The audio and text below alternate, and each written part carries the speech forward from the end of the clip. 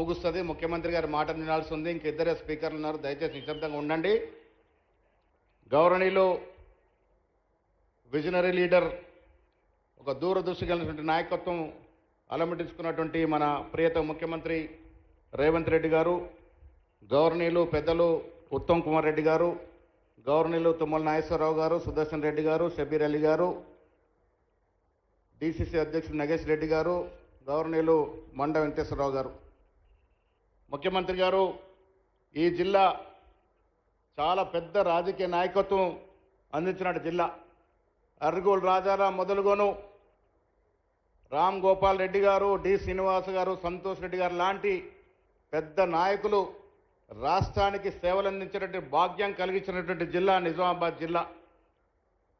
Asia ఖండంలోనే పెద్ద గంజు మన నిజామాబాద్లో ఒకప్పుడు ఉండేది.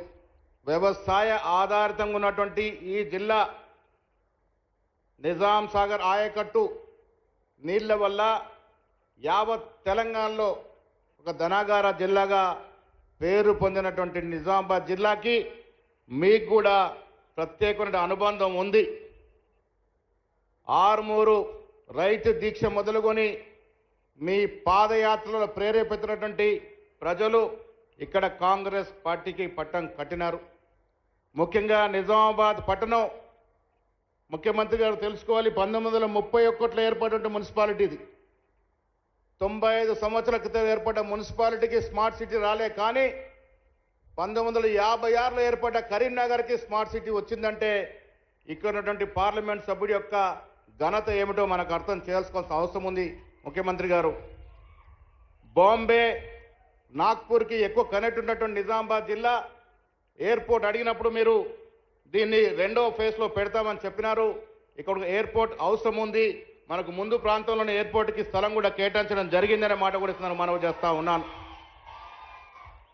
మీ విజనరీ నాయకత్వంలో ఇక్కడ ఎయిర్పోర్ట్ ఏర్పడితే ఇటు బాంబేకి, నాగ్పూర్కి, హైదరాబాద్కి మధ్యన హబ్గా మారే అవకాశం ఉంది. కాబట్టి 2వ ఫేజ్లో ఎయిర్పోర్ట్ శాంక్షన్ చేయాల్సిన మిమ్మల్ని కోరుతా ఉన్నాను. అదేవిధంగా స్మార్ట్ సిటీ ఎలాగూ రాలేదు కాబట్టి మీరు మున్సిపల్ శాఖ మంత్రిగా ఉన్నారు.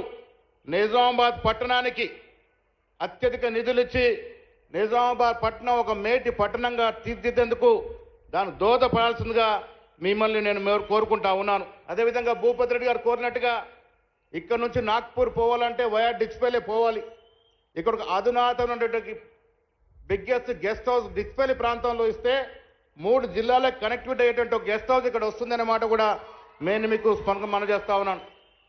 స్పోర్ట్స్ ఆధారిత జిల్లా, ఇక్కడ నుంచి చాలామంది స్పోర్ట్స్ వ్యక్తులు దేశంలో రాణించారు.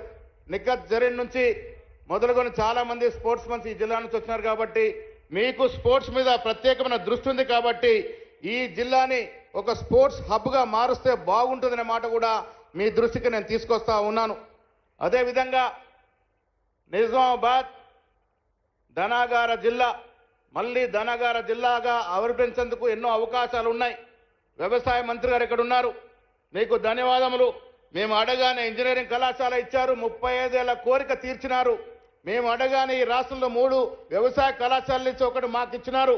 సభాముఖంగా మీకు ధన్యవాదాలు తెలియజేస్తా ఉన్నాం.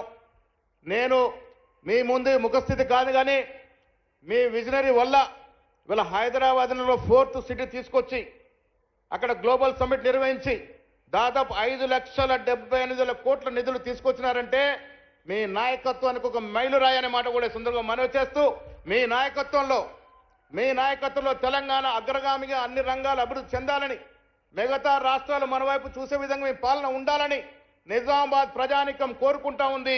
మీకు అన్ని విధాలుగా అభినందనలు తెలుపుతుందనే మాట కూడా ఈ సందర్భంగా మనవి చేస్తూ, వచ్చే రోజుల్లో మీకు నిజామాబాద్ జిల్లాతో ఉన్నటువంటి ప్రత్యేక అనుబంధ దృష్ట్యా అన్ని రంగాల్లో, వ్యవసాయ రంగంలో, పారిశ్రామిక రంగంలో, టూరిజం కూడా పెద్ద స్కోప్ ఉంది జిల్లాకి. టూరిజంలో, స్పోర్ట్స్లో కూడా దీని మీద ఒక ప్రత్యేక దృష్టి పెట్టాల్సిందిగా మిమ్మల్ని కోరుకుంటూ సెలవు తీసుకుంటా ఉన్నాను. జై హింద్, జై కాంగ్రెస్.